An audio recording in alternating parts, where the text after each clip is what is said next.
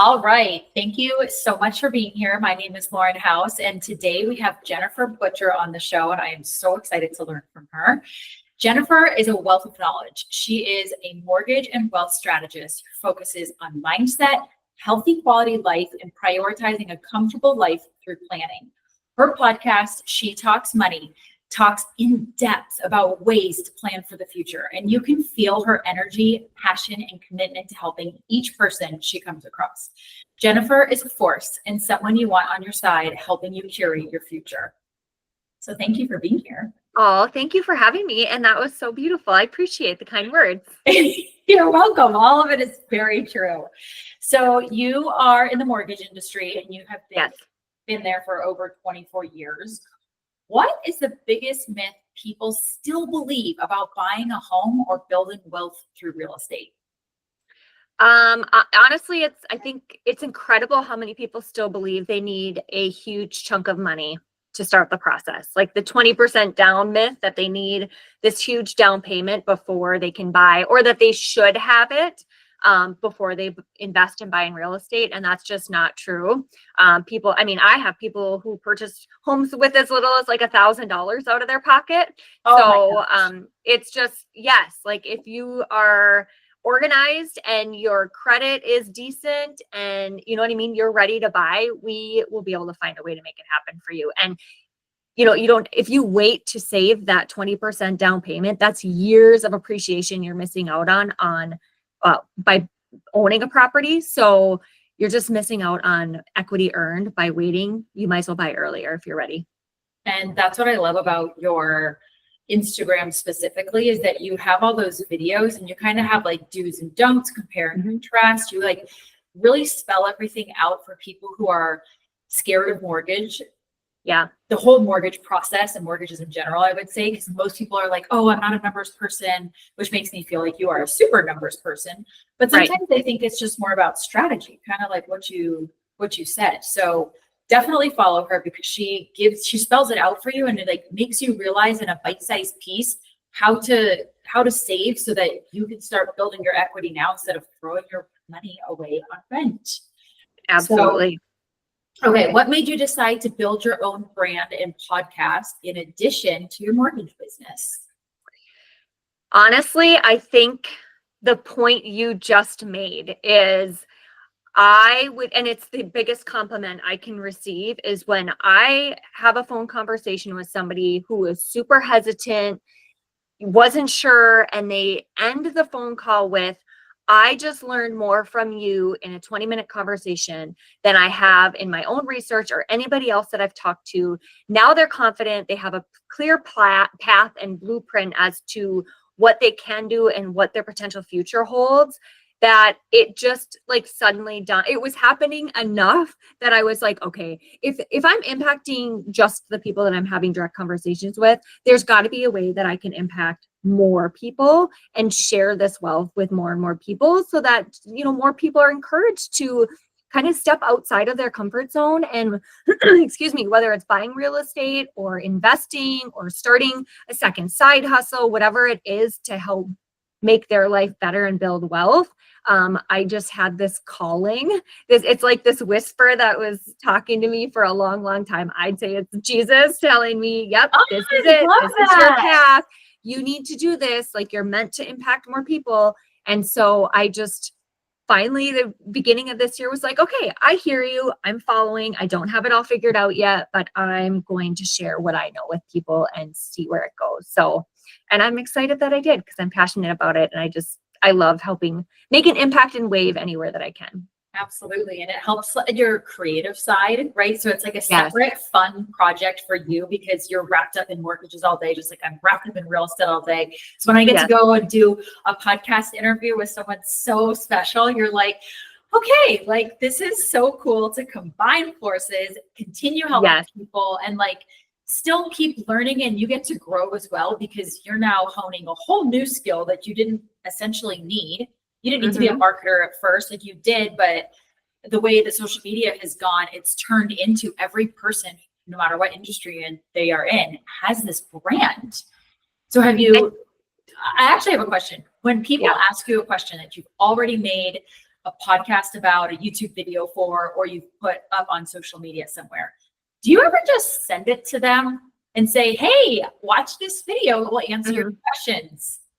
I have done that. And I feel like when you were just talking, my conversations with my own clients and people that I'm working with directly, I feel like more and more of them include the voices of like more and more of the people that I've interviewed, which is so cool because it's knowledge I've gained that I probably wouldn't have otherwise, but now I can bring a little piece of that to what I'm directly sharing with people. So somebody was just asking me about fix and flips, and I just had Corey Wright on, who runs a whole legacy wealth group around that. And just based off he and I's conversation about how he got started and what like I was able to convey some information to them that, a month ago, I probably wouldn't have otherwise. So it was fun to share and say, hey, by the way, I did a whole podcast about this. Like, you should watch it. So absolutely. It's super fun. That's so cool and really special, because then you're able to bring so much more to your client. You look more valuable. You look like you have great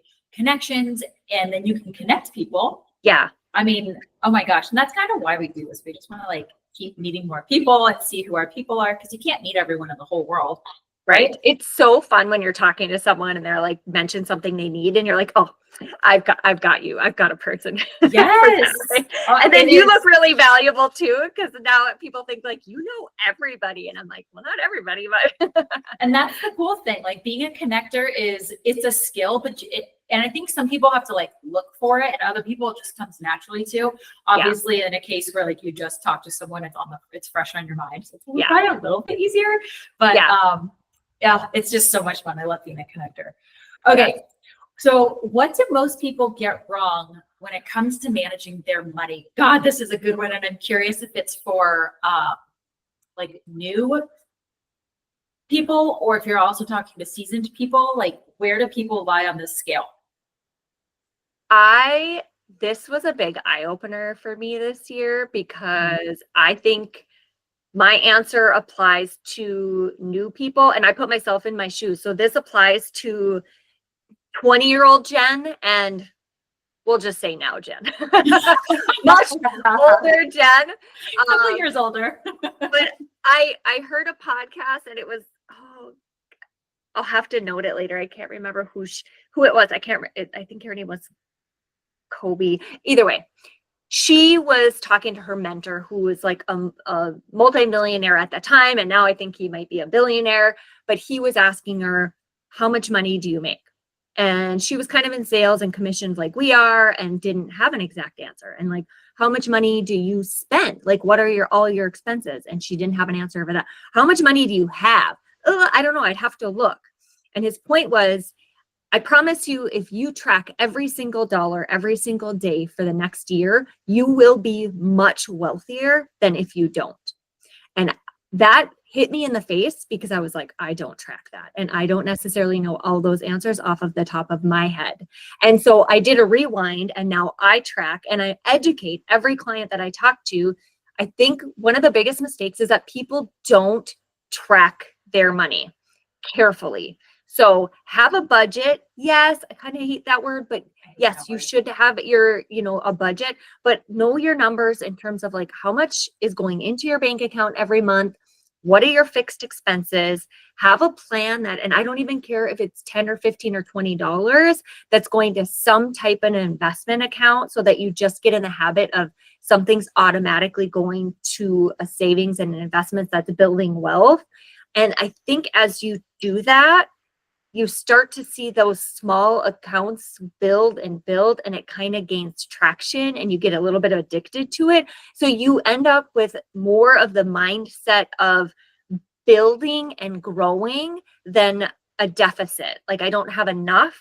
And instead you're thinking, how can I get more? How can I build this more? And so you might make better decisions. You will, I promise you, make better decisions with where you're putting your money and how you're spending it, if you're really focused on it and paying attention. And I'm not saying like you have to obsess in every single day, but every week, I call it a money date with myself. Now, every week I have a money date with like my bank account, and I'm checking things like, okay, where did I spend that I didn't plan on it? Or do I have a little bit more to invest this week? Or, you know what I mean? And I think the earlier people start to do that, the more money you're going to have, because you're going to be aware of it instead of mindless spending. Well, mindless spending is Amazon, is going out to eat, is that second drink, that fifth drink, is dessert that you don't need, is, ordering a Coca-Cola with your food. Like, I came up with this really silly thing. I was saving for something in my 20s and it was a big purchase and I was saving for it. And I just made up this little like saying, I guess. And it was like, what doesn't go on your waist stays in your wallet. So it was like my way of saying, I was very anorexic at the time as well. So that probably doesn't help, but it was just like my way of saying, like, if you don't eat it, you're actually going to keep your wealth. Yeah. Right? Like, and so then I had this secondary account and I would take the money that I planned on spending or I wanted to spend, and I would put it into my savings account and watch that grow because it depletes. Yes. What feels like quicker than if you keep it. Yep.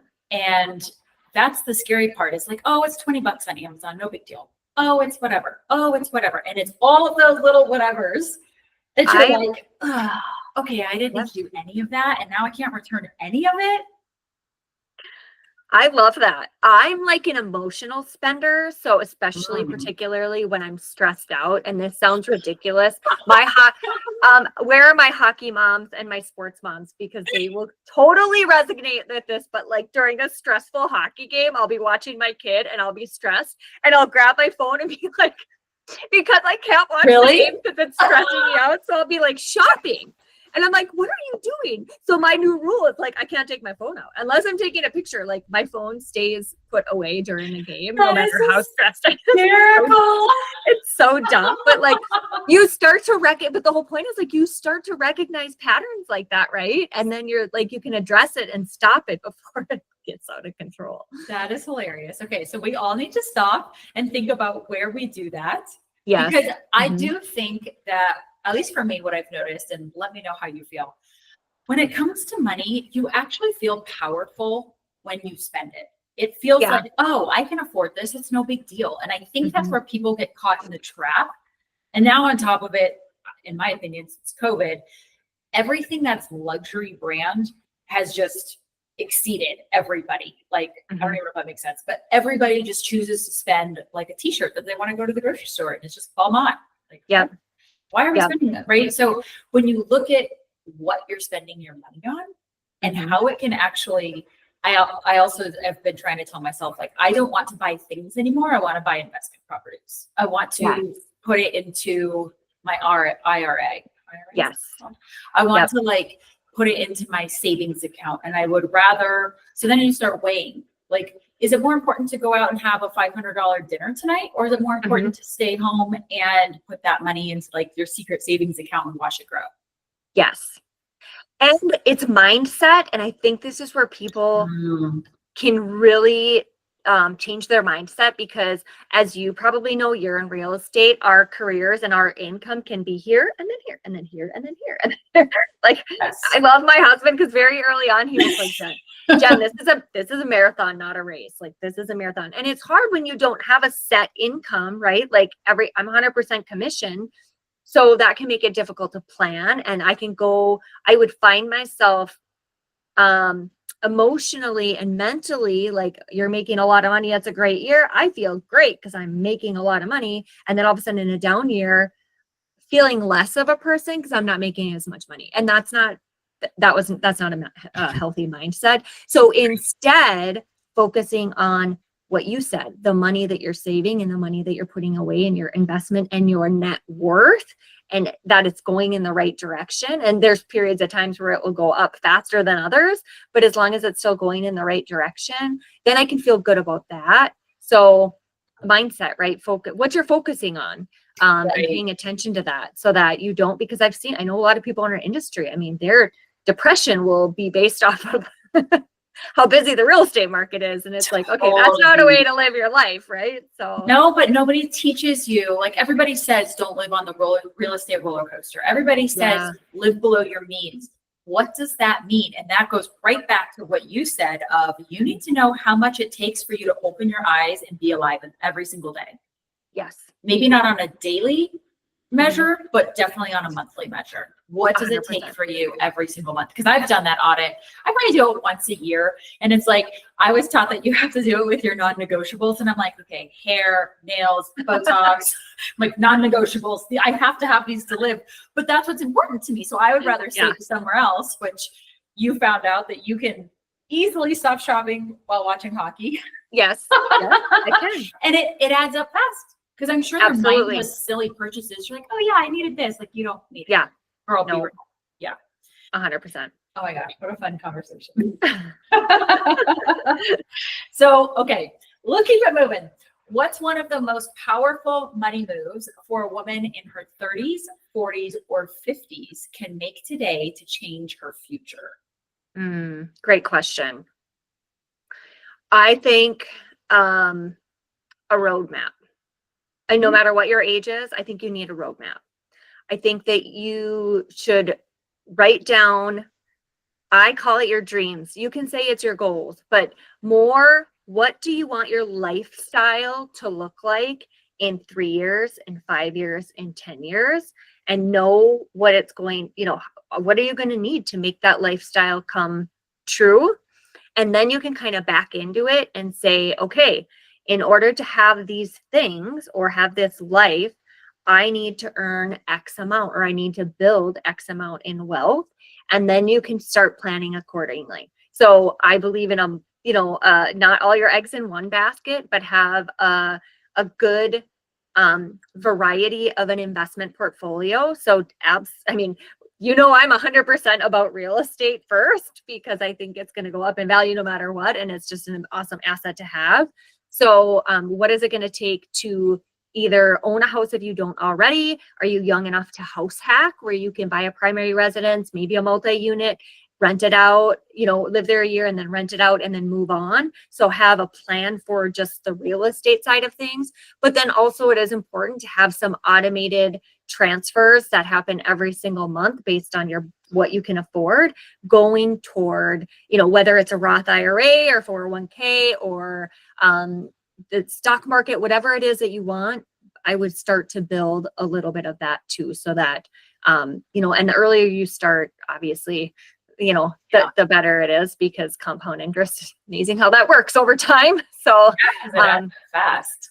But yeah, that would be my suggestion. And as I'm at my age now, and obviously starting a podcast and doing different things, I think we grew up in this age where you had a job, right? Like that's how you earned money, is like one job. And that's not how it is. Like, I wish I would have learned that earlier, that you can have multiple streams of income, even if some are small, but then maybe that small income from something is either paying an expense that then, or it frees up money to put into some type of an investment account. But what are you passionate about, and what's your skill set already that you could then maybe use for a little side hustle? And that it's amazing how quickly then some small little side hustles can turn into really big things for people, the more and more they get going. So that is so true. You're attracting your people can feel your love for whatever it is you're doing. Yeah.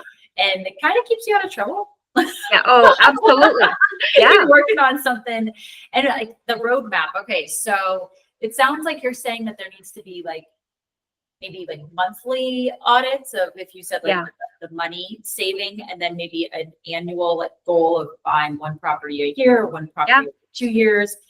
Yeah. And then I like that idea of living somewhere and then renting it out. Yeah.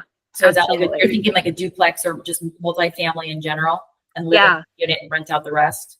Yeah, I've said this before, but one of my favorite clients were two young guys that came to me, referred to me by the same person, each individually looking for property, right? Mm-hmm. On their own, they didn't really qualify for what they wanted to buy.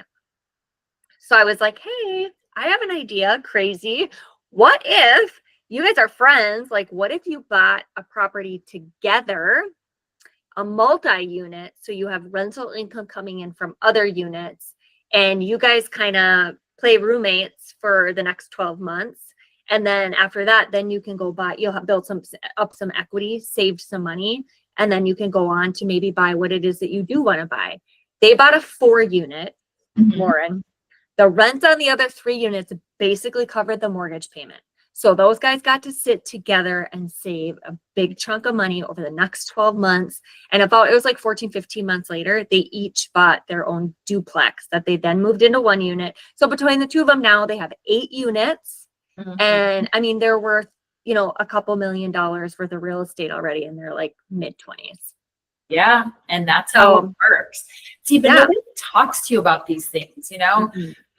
Bless my parents' soul, but they don't believe in real estate. Like that's just not where Right. their money is. So nobody talked to me about real estate. So a lot of what I have learned has been through clients and like asking big questions and picking the brain. And that's hard, but I'm supposed to be looked at as the real estate expert. But Yeah. I also think that people like to share what you just shared, their knowledge and their stories of what they've seen and what works.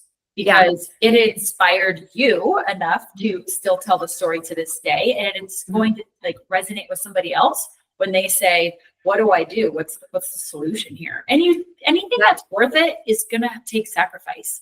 Maybe you don't want to live in a duplex. Yeah.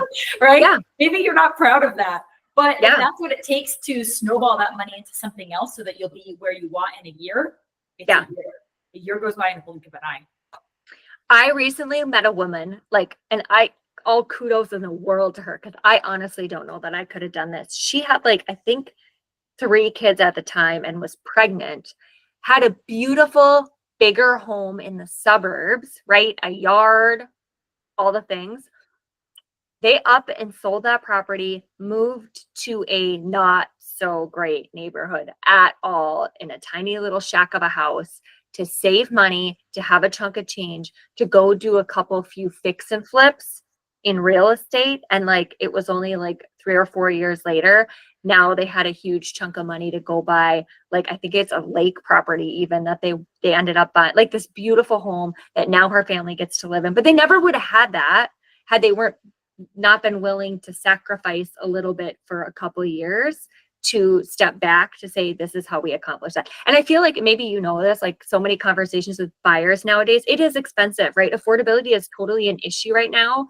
And so sometimes you have to have those conversations with people about like reality checks. Like, okay, I know you would love this, this, and this, but let's be real. You're living in like a 400 square foot apartment right now. So really, like a small house, like, you know, any really house is going to be an upgrade from what you're living in now. So instead of maybe this bigger house, like it's a stepping stone, right? Sometimes it just takes a few steps to get to exactly where you want to be.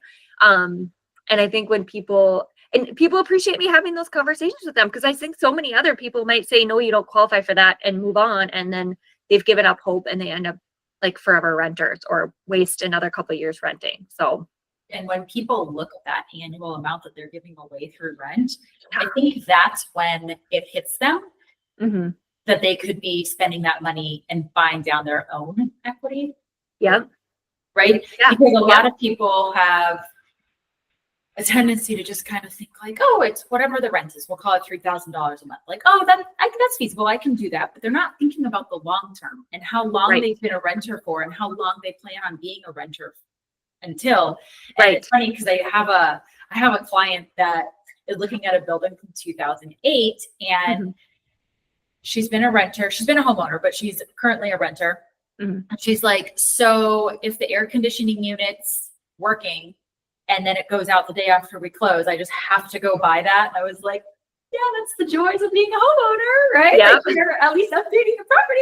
So it's kind of like, I think that's what people get scared of is like, there's these giant fixes that go with it, roof, pool, if accessible, air conditioning, water heaters, which aren't that much anymore, but like still. And I think that's where it's like, it's cheaper to be a renter in the long run. Yeah. That's what people think. That's what people think. Yeah. 100%. But it's not, because like you said, your asset is going to be increasing. So absolutely. I love this. Okay. You are a busy mom, a business owner, and a content creator. How do you structure your time and protect your energy while running all 3 of these things and more? That's a great question. Balance is really hard to find. And again, I heard a quote from a woman who once said, you know, it's kind of a similar question. How do you balance it all? How do you do it all? And like the honest to goodness truth is, okay, I have systems, right? Systems help.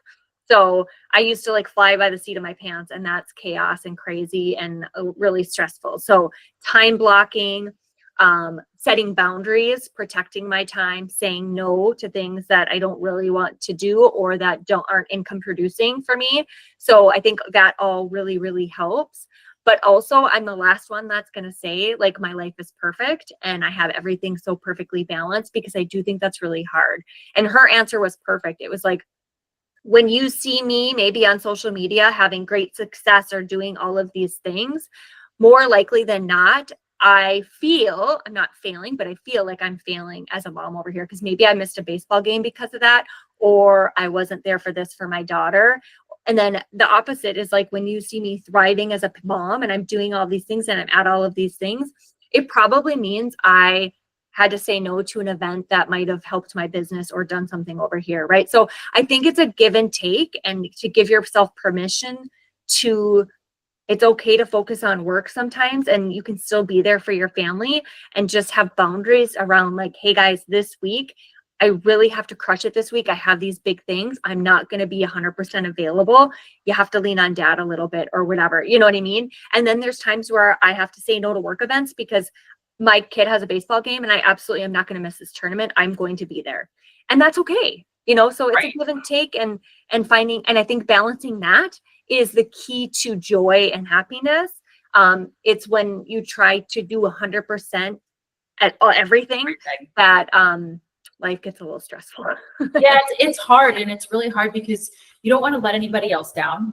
More importantly, if you're the leader at work, which you are, you don't want to, I don't know, set a bad example, but at the same time, is that a bad example if you're choosing your family over work? Not really, in my opinion. So, you know, so but it's all about decisions, and sounds like it all comes back to asking yourself first, what do you want? What's most important to you? And number two is communication. If you have the wherewithal and the self-awareness to understand that you have to communicate to your family or to your coworkers or employees, this is what I need this week, that sets the tone, and there shouldn't be any misunderstanding about what's going on. Yeah. I was going to say, and I want, particularly women, but I want these ambitious entrepreneurs to know, like, it's okay to ask for help. That was something I had to learn the hard way. And sometimes it's amazing how I had a coach tell me once, my assignment that for like 2 weeks was to literally write down every single thing that I did in a given day for like a 2-week period of time. And then we categorized like, what brings me joy? What do I enjoy doing? And what can I outsource? And so some people get just so caught up in the routine of like doing everything. Like I know realtors who like put off for years hiring a TC. And then all of a sudden when they did, they were like, why didn't I do this like 5 years ago? You know, so recognizing and auditing, it always comes down to reflection, right? And auditing like, okay, what is making me crazy right now? Or what am I doing that I don't love to do? And who can I outsource it to? Sometimes taking a step back or a little less income to pay somebody else to do something is exactly what you need to just absolutely catapult forward in the thing that's going to make you way more money, because now you don't have these tedious things holding you back from the things that can actually help you build wealth.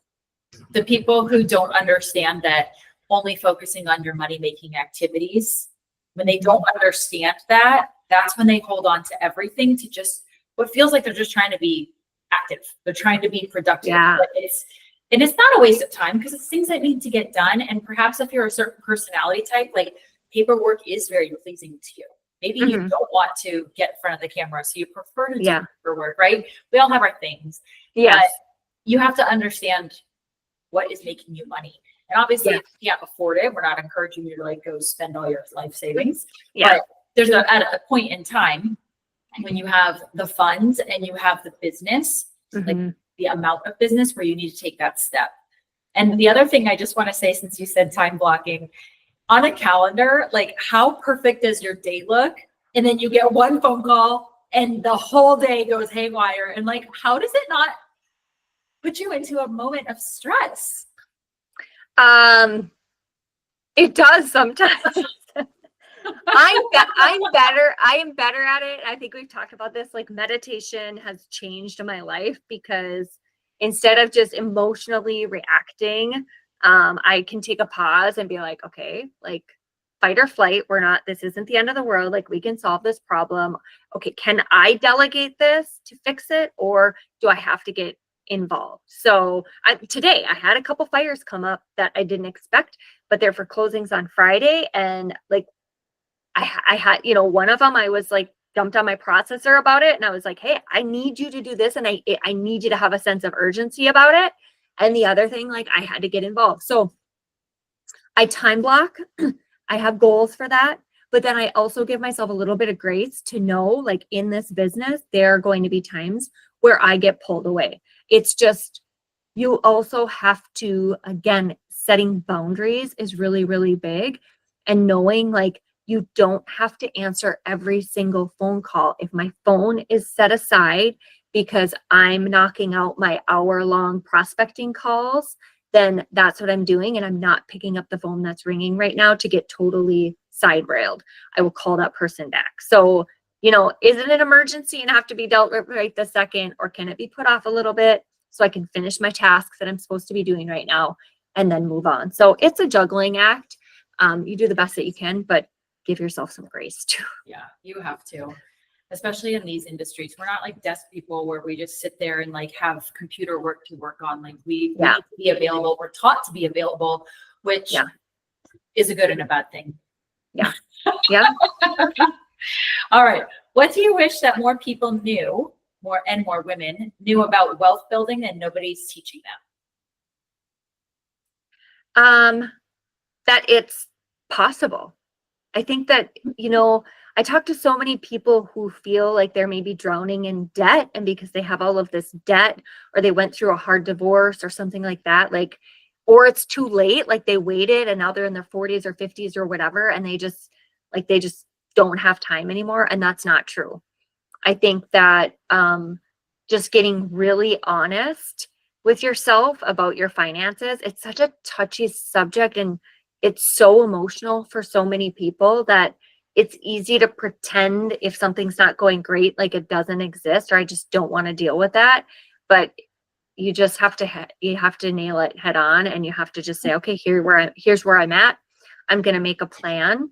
And even if I'm in debt, here's my plan to knock off this debt the best that I can. But I'm also going to allow myself to take a little bit like this to start investing. And like I said, I've watched person after person after person. I've watched that become like a domino effect, because then like they see this little account start to grow and grow. And then it's like, oh, it's like the light bulb goes on and they're like, okay, I can get out of this. I will get out of this, and I am going to change my life.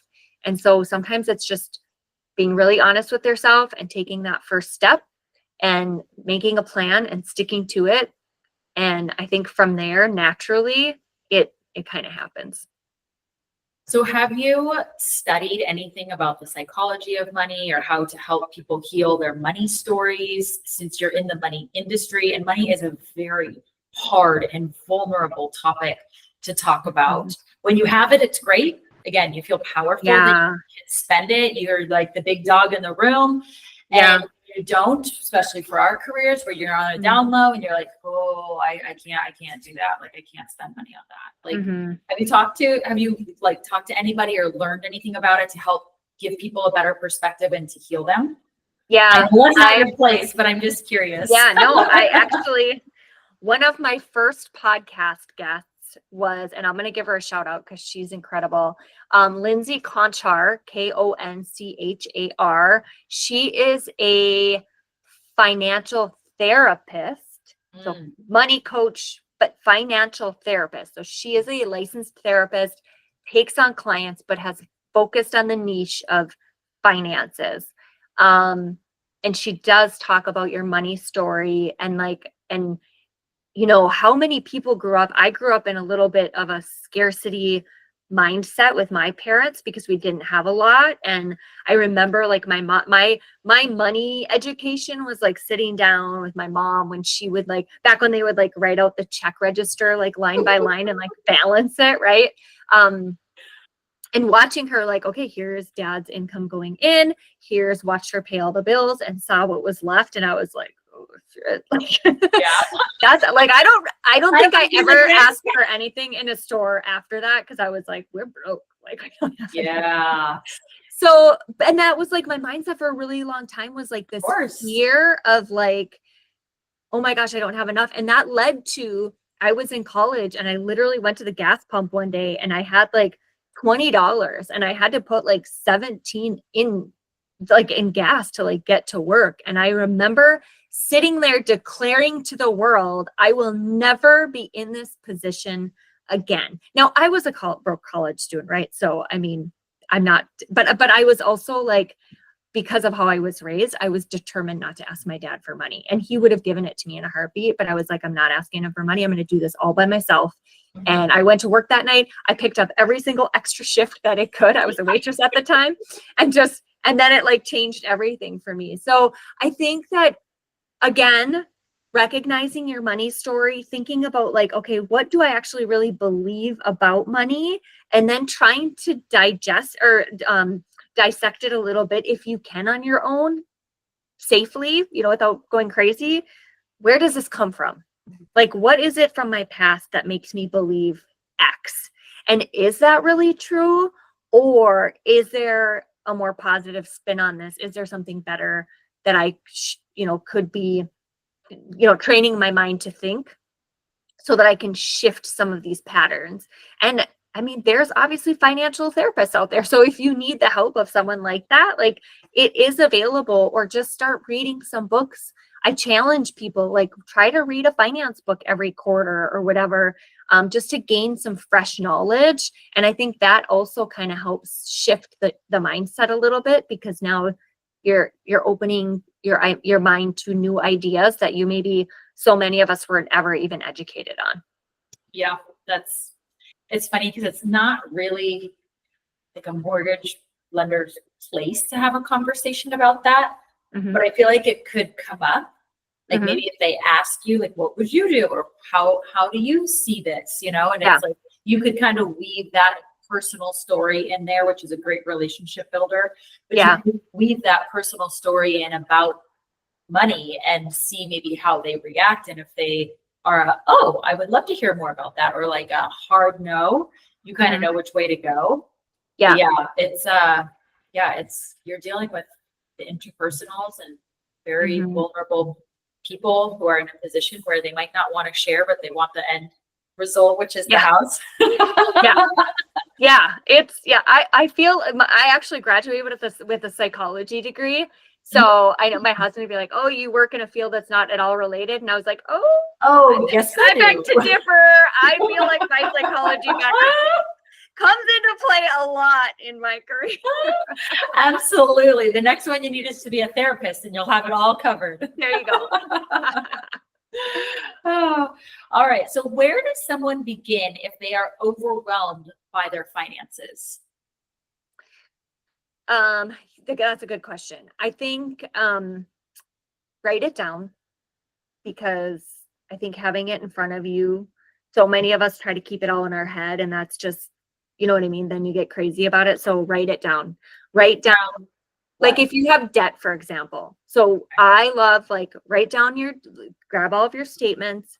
If they're credit cards, write down your balances, write down your interest rate and like your minimum payments. Okay, that's like one column that you have, and like your debt.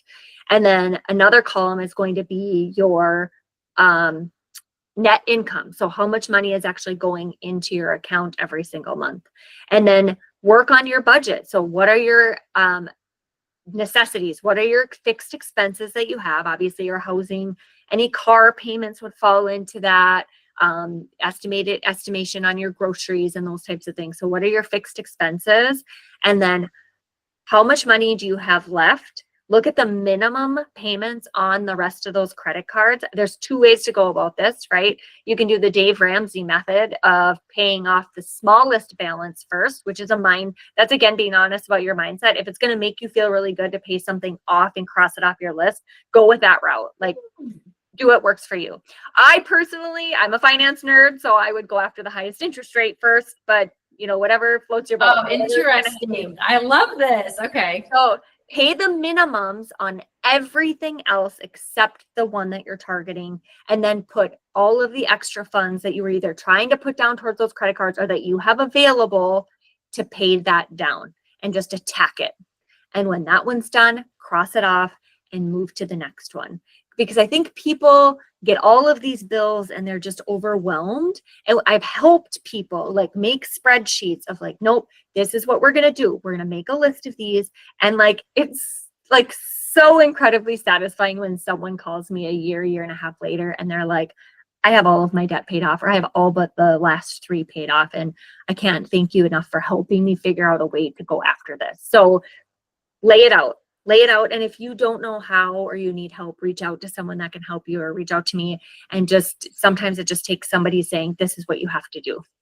Right. Here's the debt. Let's put it down. It's like your eyes are blurry. You're like, I can't see where to start.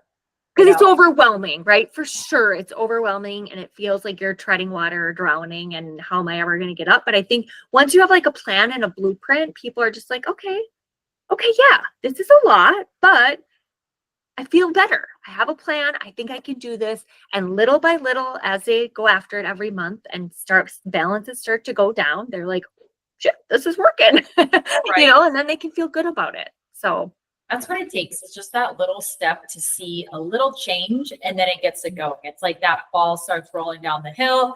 You are now an addict to fixing your credit score or paying off your debt, whatever it is. And like, again, that becomes more important than other opportunities that are presented that maybe are costing you money, when again, back to mindset, you don't love it, but you just want to do it. I love this. This is encompassing some of my wealthiest clients came from the messiest backgrounds. So people should let that sink in. Some of my wealthiest clients have come from bankruptcies, foreclosures, overwhelming debt. And when they finally sunk their teeth in, we're like, I am going after this. Because I think what happens is once they dig out of that, they're like, I am never going back there again. Right. And they protect that credit score and their financial situation, like with their life. So you have to start somewhere. And part of that's educating yourself. Yeah.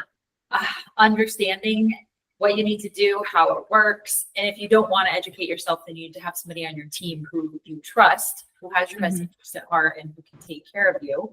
And that's something that you do very well. Is you've given us plenty of examples.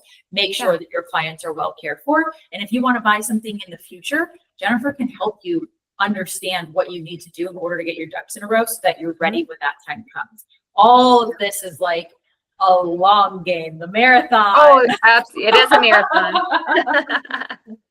For sure. Last question. What is your personal definition of wealth right now? And has it changed over the years? Oh, yeah. My personal definition of wealth right now is freedom. Right. I work a lot, and I think everything I'm doing now is striving to create more freedom in my life so that I can work a 4-hour work day and still have, I call it mailbox money, but just money coming in overnight while I sleep. I'm working on creating those avenues so that I'm financially free. My kids can not have to worry about money. Don't get me wrong. Those kids need to work. They have to have jobs and careers. But I just want to know that they're financially okay and they don't ever have to be at that gas pump with barely any money. So yeah, I think that's my definition of wealth. And it has changed. I think when I was younger, it was, money, just, money. How much money can we make? It was all about the money. And now it's just more about freedom and lifestyle. You know what I mean? But I'm motivated to work hard now to create the lifestyle that I envision not too far down in the future. I'm hoping it's not too far off in the future, where I can work a lot less and just live comfortably, but also travel the world and be with my kids and help them and all the things that I want to do when I'm older too. They are so lucky to have you. Like do they ask you and pick your brain about money, or is it just kind of like, that's what she does, whatever? So my daughter is in 10th, almost, well, she's going into 11th grade now. And one of the last weeks of school, it was interesting. Her DECA teacher, which here in Minnesota, I don't know if that's everywhere, but DECA is like marketing. Her marketing teacher knew I did a lot of social media. So she actually reached out and asked that I come speak to their class on social media. Of course, I asked my daughter, like, is that okay? And she's like, yeah, that's fine. Well, then it turned into me talking to all of the finance and marketing classes. And I spent the day at the high school, and it was so cool for like parents to reach out and say, hey, my daughter heard you speak. And I'm just wondering, like, what were those accounts that you mentioned? I had a girl reach out who just graduated high school. She reached out and said, hey, I'm so glad that I heard you speak. I got $8,000 for my graduation money. Like, can you help give me some guidance on what I should do with it? And, and my daughter was just like, she was just kind of excited because like so many people were, I think, impacted by what I had to say. And then they are on board with me. This summer, I was like, this is the summer we're learning about budgeting. And, so they get an allowance and they're learning budgeting and they're taking some finance education or investment education and learning their own investment stuff. So yeah, they ask questions, and I want them to graduate. My opening statement to the high schoolers was kind of like, what you're going to learn today is going to change your life. And I can say that because I've spoken to thousands of people over my career, and hundreds of them have told me they wish they would have spoken to me or known what I've shared with them when they were in high school. And I said, and I'm going to teach that to you today. So you get to learn what so many people wish they knew at your age, and it could change the trajectory of your life. I said, you don't have to make millions to be multimillionaires. You just have to start young and know your path. And so that's what I hope to leave. Again, you talk about what means what's wealth to me. Like legacy is also wealth, like, right? Leaving a legacy of my kids and creating that generational wealth where not just passing money on, but passing knowledge on so that they can make good decisions to then teach their kids to make good decisions, and being the one that changes like where our family is at. That is so cool. What an honor to go in, and now everybody knows you a little bit better and they know how capable you are. Oh my gosh. It was so fun. It was so fun. What a cool day. Yeah. Oh, that's so special. That's so special. And those kids are so lucky, because I do believe that it's the young age that gives you the advantage. Yeah. Yeah. It's good to see that high schools are now actually requiring finance classes. We didn't have that. I mean, we had to talk about that. And I look at my daughter, I'm like, why are we learning algebra 2? Nobody uses algebra 2. But they should understand credit scores and debt and credit cards and all that. That's real life stuff they need to know. So yeah, it's cool they're teaching it now. That is so special. Well, thank you for your time. This has been wonderful. It's been fruitful. You are, like I said in the beginning, a complete wealth of knowledge and have so many strategies and creative solutions that anybody who is looking to move forward. I mean, you're not just licensed in Minnesota, so we have lots of options there. Absolutely. Yep. And pretty much any state we can help you. Yes. So I will link everything below, and for how you can get in touch with Jennifer personally, Instagram, and her podcast. So thank you again for being here. Thank you for having me. You are welcome.